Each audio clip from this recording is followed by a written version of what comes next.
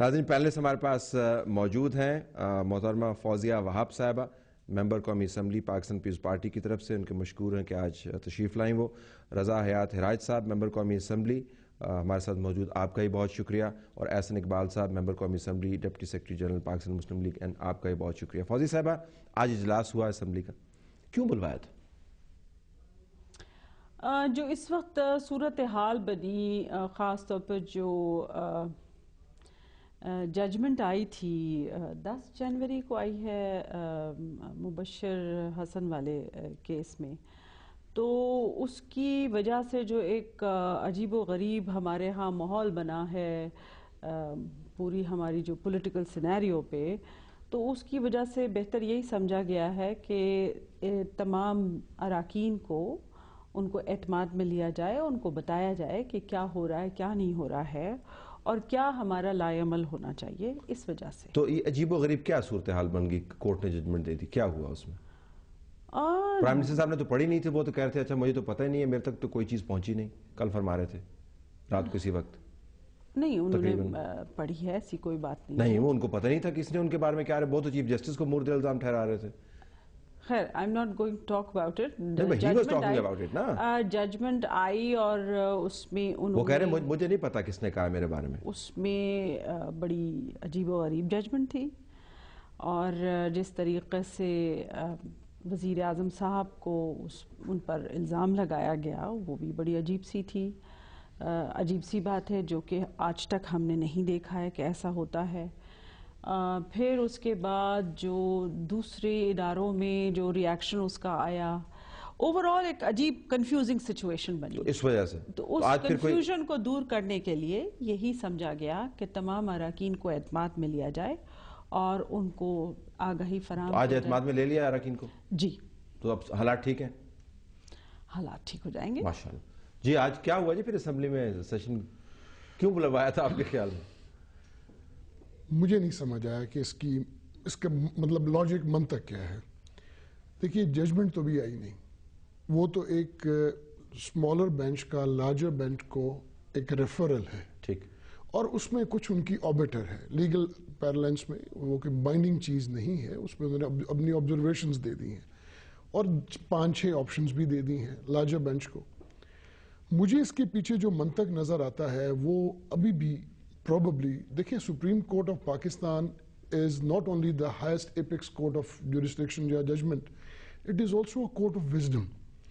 تو وہ probably میں preempt کر سکتا ہوں، میرے پاس first hand knowledge تو نہیں ہے، صرف میں assess ہی کر سکتا ہوں کہ سپریم کورٹ کے شاید ان کے ذہن میں یہ تھا کہ ہمیں اس ایکسٹریم میجرز پہ نہ جانا پڑے، اور ہمیں یہ ان کو بتا دینا چاہیے کہ اگر آپ سپریم کورٹ کے فیصلے کو عمل درآمد نہیں کرو گے تو ہمارے پاس یہ آپشنز۔ وہ تو سمجھ آتی ہے، یہ اسمبلی کے سیشن سے کیا مسئلہ حل ہوا، یہ کیوں بلوایا؟ یہ آج کا سیشن تو طلعت صاحب بڑا ایک حادثہ پیش آیا کہ سٹنگ ممبر کی ڈیتھ ہوگی، نوجوان آدمی تھا، عظیم دولتانہ، اللہ ان کی مغفرت کرے۔ پھر پیر صاحب پگارو کی اب انتقال ہوا، تو ایک روایت ہے کہ اس دن کچھ ہوتا نہیں ہے۔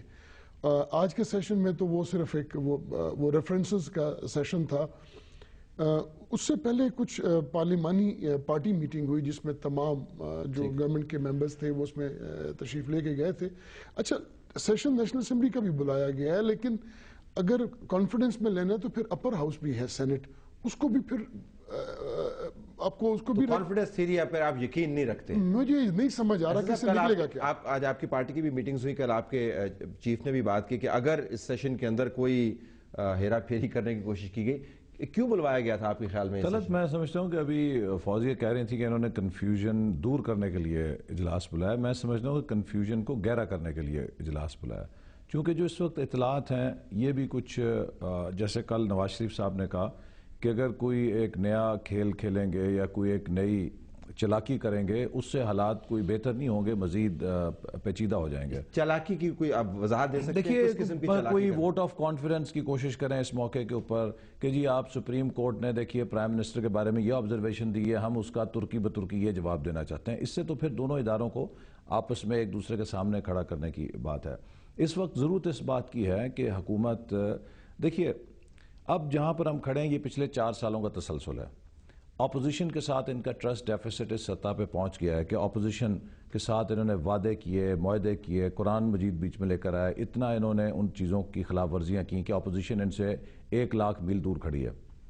عدلیہ کے ساتھ ان کی جو جھگڑا ہے وہ اس سطح پر جا چکا ہے کہ آج عدلیہ اور ان کے درمیان بد اعتمادی ایک انتہا کو چھو رہی ہے، اور اس میں ایک پورا کر جب 2 مئی کو ایبٹ آباد کا واقعہ ہوا، ہم قومی اسمبلی کے اندر چیخ رہے تھے کہ اس کی پروفیشنل اکاؤنٹیبلٹی ہونی چاہیے، اس کا جائزہ لیا جانا چاہیے۔ PNS مہران کا واقعہ ہوا تو یہ ہمیں تانے دے رہے تھے یہ مولوی نواز شریف اور یہ PMLN والے فوج کے خلاف ہیں، اور یہ بڑے ہمدرد بن رہے تھے۔ لیکن میمو گیٹ جب نکلا اور اس کے بعد کے جو واقعات ہوئے اس کے معاملات برعکس آپ کی نظر میں تو یہ بس بالکل میں جو بات کہنا چاہ رہا ہوں وہ یہ ہے کہ جب آپ ہر کسی سے چلاکی کریں گے تو ایک دن آتا ہے کہ جب کوئی بھی آپ پر اعتماد کرنے کے لیے تیار نہیں۔ آج نہ عدلیہ کے ساتھ ان کا اعتماد کا رشتہ رہ گیا ہے، نہ فوج کے ساتھ رہ گیا ہے، نہ اپوزیشن کے ساتھ رہ گیا، اور جن کو یہ خوش کرنے میں لگے رہے، نہ ہی میں سمجھتا ہوں امریکہ اب ان پر اعتماد کرنے کے لیے تیار ہے۔ تو اب ذرا چلاکی زیادہ ہو گئی۔ اب یہ کیا یہ جو ڈسکرپشن انہوں نے دیا ہے سپریم کورٹ کی طرف سے، ویسے امریکہ کے خلاف اگر کسی حکومت نے اتنا بڑا سخت موقف اختیار کیا تو وہ پاکستان پیپلز پارٹی کی حکومت نے کیا ہے۔ ذوالفقار علی بھٹو کی بات کر رہے ہیں جی، اس کے بعد سے لے کے اب اگر کسی حکومت نے اگر کوئی فورتھ رائٹلی کھڑا ہوا ہے اگینسٹ کس ایشو پہ؟ جو سلالہ کے واقعے کے بعد اس وہ آپ کا رسپانس سٹینڈ میں تو نہیں تھا؟ وہ جس کسی کا ہو، پاکستان پیپلز پارٹی کی حکومت وہ تو نے اس کا سٹینڈ تھا جس کو یہ اب آپ کج بحثی میرے ساتھ کر رہے ہیں تو میں خاموش ہو جاتی ہوں، آپ اپنی بات مجھے سنانا شروع کر دیں۔ میری مجال کج بحثی آپ کے ساتھ آپ نے ہے نا مجھ سے ایک بات کی تو ظاہر ہے میں یہ جواب تو دوں گی نا کہ یہ پاکستان پیپلز پارٹی کی دور حکومت اور ان کے اتحادیوں کے ساتھ مل کے ہم اس قابل ہوئے کہ ہم نے کیا کہتے ہیں نیٹو سپلائیز کی جو پروویژن تھی اس کو ختم کیا ہے۔ صاحب ویسے ان افسران کے جنازے پہ نہیں گئے تھے، شمسی ایئر بیس کے کو بھی ختم کروایا ہے جو ان کی وہاں پر جو شہداء تھے جی پشاور میں، پرائم منسٹر صاحب ان کے جنازے پہ نہیں تھے۔ میں اس پہ کچھ جواب دے سکتی ہوں کہ کیوں نہیں تھے، لیکن اگر آپ پالیسی کی بات کریں، انہوں نے کہا کہ امریکہ کو ہم امریکی صدر جو ہے نا کفن ریسیو کرتا ہے اپنے فوجیوں کے خوشنودی حاصل کرنے کے لیے، امریکہ تو ہے نا وہاں پر بھی جاتا ہے، امریکی صدر تو ان جگہوں پہ بھی جاتا ہے۔ یہ بتائیے گا کہ سپریم کورٹ کے اوپر اب لائے عمل کیا بنا ہے؟ کیونکہ 16 کا تو لارجر بینچ بن رہا ہے، کوئی پالیسی بنائی؟ آپ کے جو اتحادی ہیں چودھری شجاعت کی پریس کانفرنس سن رہے تھے، وہ کہہ رہے تھے جی کہ سیاستدانوں کو کھلے دل کا مظاہرہ کرنا چاہیے، اداروں میں ٹکراؤ نہیں ہونا چاہیے، کوئی ایسا لائے عمل بنایا ہے؟ Is there something concrete یا نہیں؟ The biggest guidelines that we have been given is that we have to respect the institutions، اور جو ٹرائیکاٹمی ہے جس پر ہماری ایک کانسٹیٹیوشن بیسڈ ہے، ہم اس پر عمل درآمد کریں گے، اس کا احترام کریں گے، اور ہر ادارہ اپنے اپنے ایمبٹ میں رہ کر کام کرے تو میرے خیال میں معاملات صحیح چل سکتے ہیں، اور ہم اپنے ایمبٹ میں رہ کر کام کر رہے ہیں۔ لیکن سپریم کورٹ نے ظاہر آپ ڈیفائن کر دیا نا جی ایشو، اس سے تو آپ نکل سکتے ہیں۔ ریکنسلیشن کی بڑی بات ہو رہی ہے، I'm just trying to understand۔ ابھی بھی میں سمجھتا ہوں کہ I hope کہ جتنے یہ پولیٹیکل فورسز ہیں، ان کی جو میٹنگز ہوئی ہیں، اور ان کا تمام کا یونینیمٹی آف ویو تھا کہ کنفرنٹیشن کی جو سیاست ہے وہ کسی بھی پارٹی کو سوٹ نہیں کرتی، اور آج کے وقت اگر کوئی جمہوریت کو اگر آپ نے اسٹرینتھن کرنا ہے تو اس چیز کو آپ کو کنفرنٹیشن کو آپ کو ختم کرنا پڑے گا۔